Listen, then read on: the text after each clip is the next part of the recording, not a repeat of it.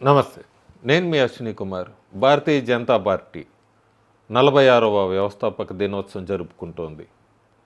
April 6వ తారీఖు శ్రీరామనవమి రోజున భారతీయ జనతా పార్టీ 46వ వ్యవస్థాపక దినోత్సవం జరుపుకుంటున్న వేళ చెప్పచ్చు, భారతదేశంలో పెద్ద పొలిటికల్ పార్టీ ఒకప్పుడు కేవలం 2 స్థానాల నుంచి ఎట్లా ఎదిగిందో ఈ 46 సంవత్సరాల్లో అన్నది అందరికీ తెలిసిందే.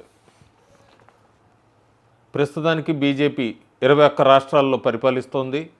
దేశ జనాభాలో 70% దాకా ఈ పాపులేషన్ జనాభా అంతా కూడా బీజేపీ గవర్నెన్స్ కిందే ఉన్నట్టుగా చెప్పచ్చు. ఈ 21 రాష్ట్రాల్లో బీజేపీ రూలింగ్లో ఉంది కాబట్టి బీజేపీ మొట్టమొదటిసారి ఒక రాష్ట్రంలో గెలిచింది. ఫస్ట్ టైం అది రాజస్థాన్. ఎల్కే అద్వానీ ఈయన నేషనల్ ప్రెసిడెంట్గా 3 సార్లు ఎన్నికయ్యారు.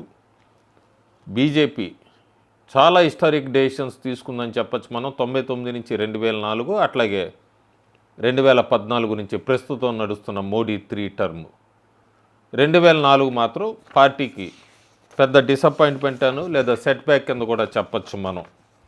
ఇప్పటిదాకా బీజేపీ ప్రెసిడెంట్లు ఈ 46 సంవత్సరాల్లో ఎవరెవరు ఉన్నారన్నది Atal Bihari Vajpayee, MM Joshi, Advani, K Thackeray, B Laxman, J Krishnamurthy, V Naidu అంటే వెంకయ్యనాయుడు, రాజ్నాథ్, గడ్కరీ, అమిత్ షా, జేపీ నడ్డా. కానీ ప్రధానమంత్రులైంది మాత్రం అటల్ బిహారీ వాజ్పేయి, ఆ తర్వాత మోడీయే. వీళ్ళెవరూ ఒకరికొకరు బంధువులు కాదు, రిలేషన్స్ కాదు.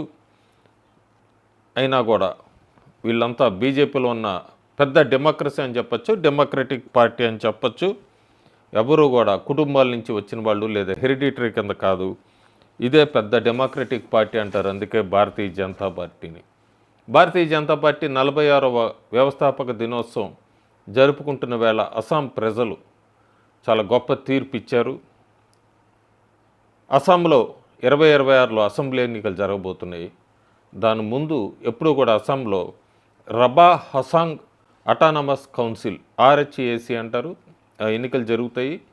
స్టేట్ ఎలక్షన్ కమిషన్ చేతిలోనే ఉంటాయి. ఇవన్నీ కూడా ట్రైబల్స్ ఎక్కువగా కూడా ఈ ఎలక్షన్స్లో పాల్గొంటూ ఉంటారు. హిందూస్ని అంతా కూడా కంఫర్టబుల్గా పెడుతూ ఉంటుంది. కాంగ్రెస్ స్ట్రగుల్ అవుతూ ఉంటుంది హిందూస్ కంఫర్టబుల్ జోన్లో ఉన్నప్పుడు. 37 స్థానాలు ఉన్నాయి.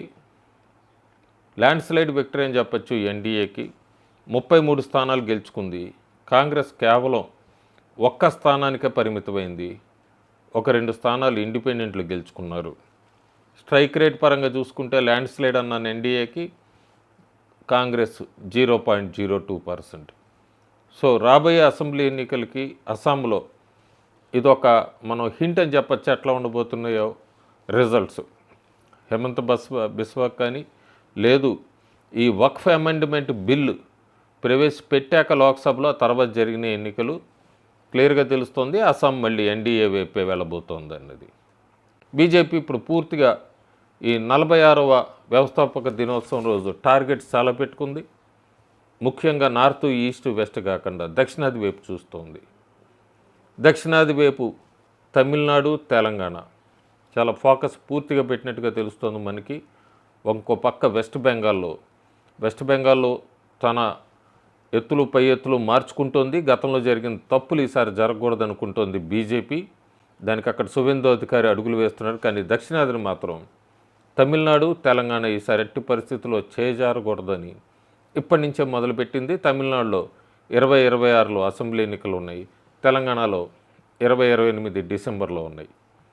సో ఈ 2 రాష్ట్రాల మీద దక్షిణాదిన, అట్లాగే వెస్ట్ బెంగాల్, ఈ మూడింటి మీద మాత్రం బీజేపీ తన సాయశక్తులా ప్రయత్నిస్తోంది. చూడాలి. బీజేపీ ఎప్పుడు కూడా గెలుచుకున్న రాష్ట్రాలు ఇవి. ఈసారి ఎలా ఉంటాయి ఫలితాలు అనేది కూడా వేచి చూడాలి. Thank you.